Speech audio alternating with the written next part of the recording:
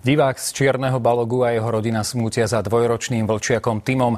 Niekto ho totiž zastrelil pred očami jeho majiteľov.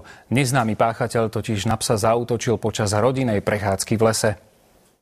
Incident sa odohral niekde v týchto miestach v doline nad Čiernym Balogom. Takto nám sa odjebali dneska.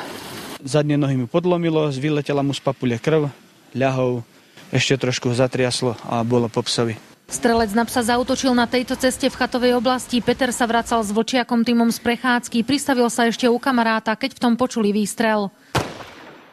Počul som výstrel ako z nejakej zbrane s tlmičom. Vyšla rana, pes skvíkol. Peter už nemohol nič urobiť, pes zahynul. Útok si však nevie vysvetliť. V obci vraj nemá žiadnych nepriateľov.